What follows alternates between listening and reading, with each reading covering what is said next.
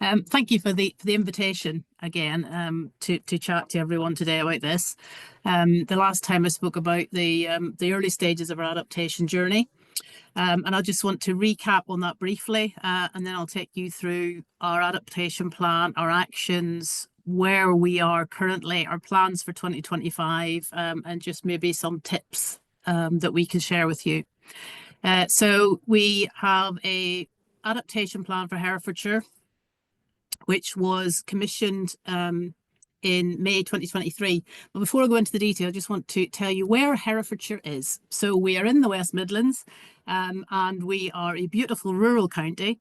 9% of our land is designated for nature. We've got a rich historic environment. We've got an ageing population, and 95% of our county is classed as rural.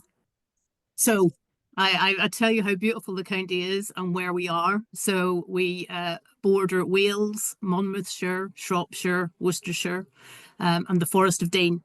So we have a beautiful county. Next slide, please. But we also have many issues, like many counties and areas have across the United Kingdom and across the world globally as we sit here today. So we have many flooding issues. We have the River Wye in the county, and we have the River Lug.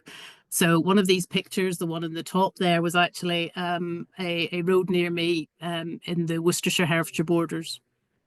So we have these issues, but we actually address them really well, and we deal with our flooding. We support lots of communities. We have natural flood management.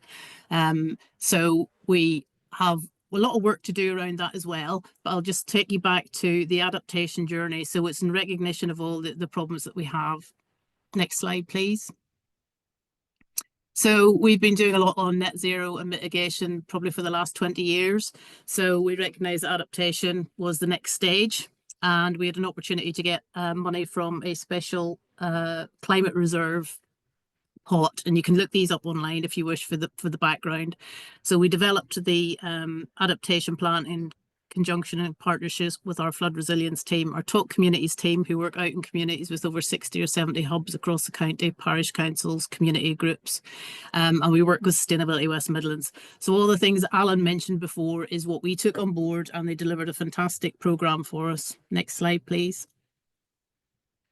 And next slide as well, please. So we were really keen that actually this was developed in partnership with all our external stakeholders, with our services, and anyone in the county who's got a stake in this. That includes local communities, it includes Welsh Water, Wye Valley AOMB, which is now Wye Valley National Landscapes, the NHS. So that's just a list of the major organisations that we involved from the beginning in workshops, surveys, participation events. Next slide, please, Frida. And as a result of that, we have the impact assessment report, the climate change technical report, and the adaptation plan. Next slide, please.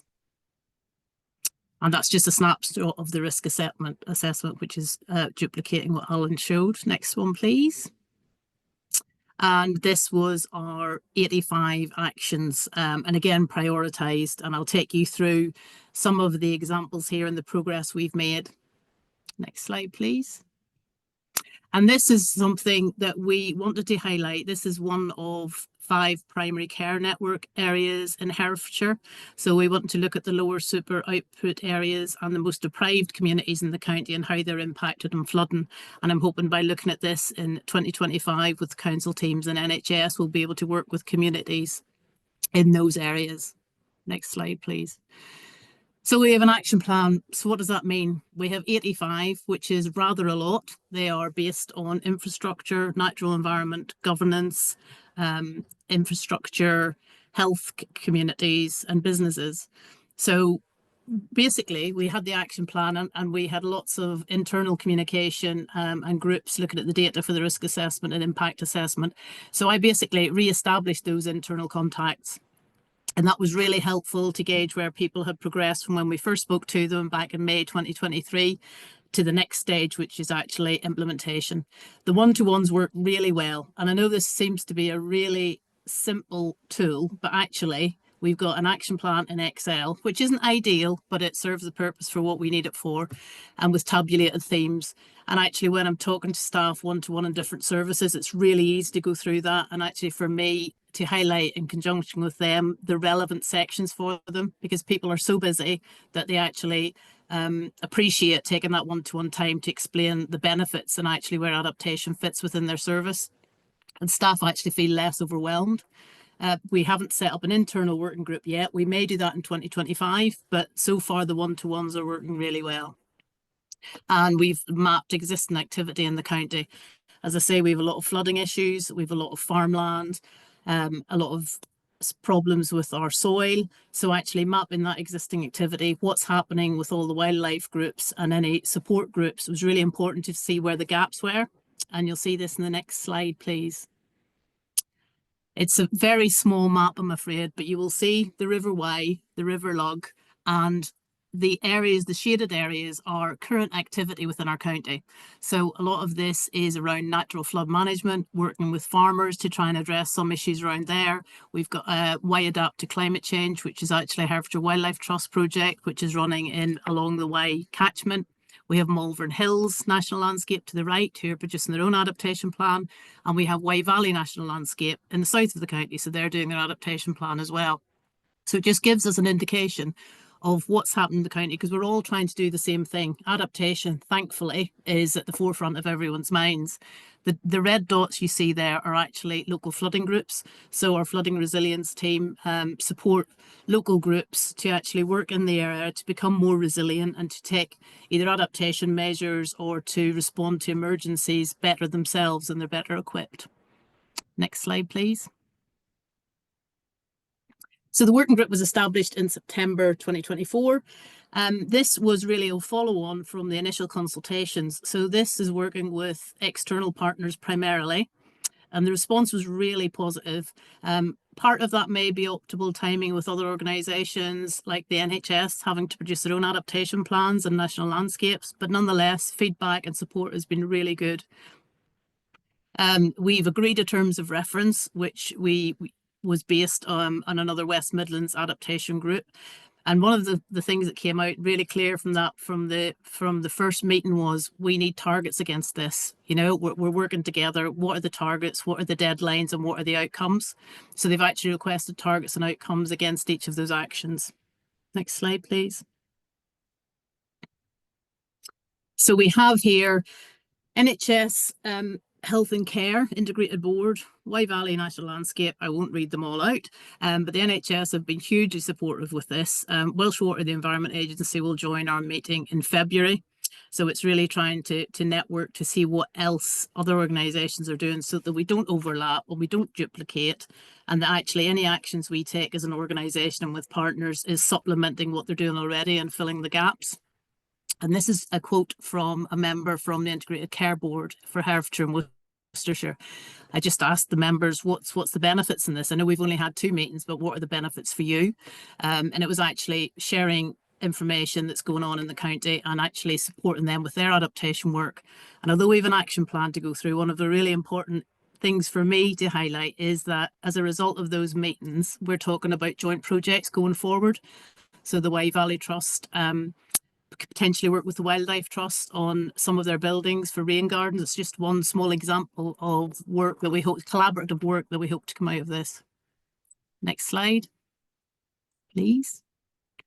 And this is the terms of reference. I won't go through in detail, but actually it is about driving forward action. It's about implementation and collaboration and delivering on those prioritised actions. So I see it going forward that we've got our actions to deliver, but also we will have subsequent projects, actions, potentially funding applications that we can submit as well. So it is a true partnership approach. Next slide. So what have we done as a council? So the action plan identifies council actions and partner actions. So crucial to us is getting our own house in order. So we are looking at our internal governance processes and decision procedures so that they will address adaptation when a major decision is being worked up. That will include net zero adaptation and also nature-ish. We're including it in existing consultations within the council, which are out at the minute. A really crucial one for us is integration with the new public realm contract, which will be issued in January.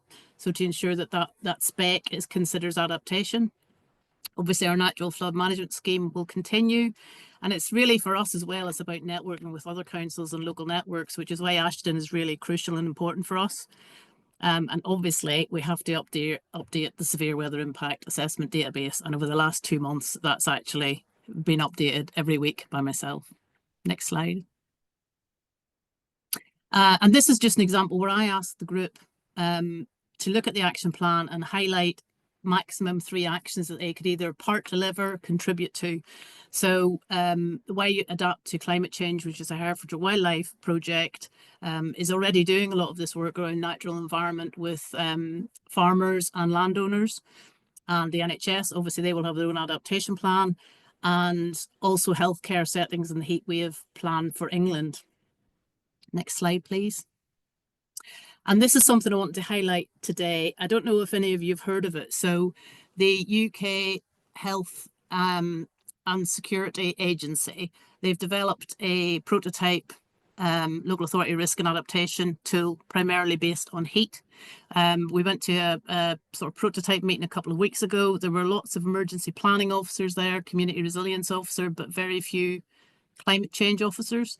So it's an example of other things that are going on that you need to be aware of, that you can either use to supplement the work you're doing, which I will, and share with our public health teams, and also sort of share with other organisations as well and other councils. So I'll put the link and the contact details after this that they've given me permission to share. Next slide.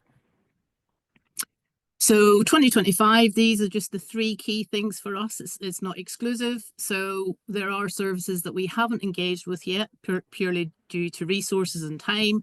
We need to be looking at planning, work with businesses, and have a robust monitoring and evaluation system in place, which Alan touched on. And also, for me, the key thing is try and ensure communities have the tools and if funding is available, to support their community resilience and leadership and engagement. And we're looking at developing a toolkit around that. And I would advise anyone to look at the Scotland Sniffer adaptation route map, which is it can be an online tool or a physical tool to engage communities in those discussions on what adaptation might look like for them and where the support will be available. So all the partners we've spoken to so far and internal services are fully supportive of that. Next slide. Mary, I think we're that's running. me. Oh, perfect. Sorry about that.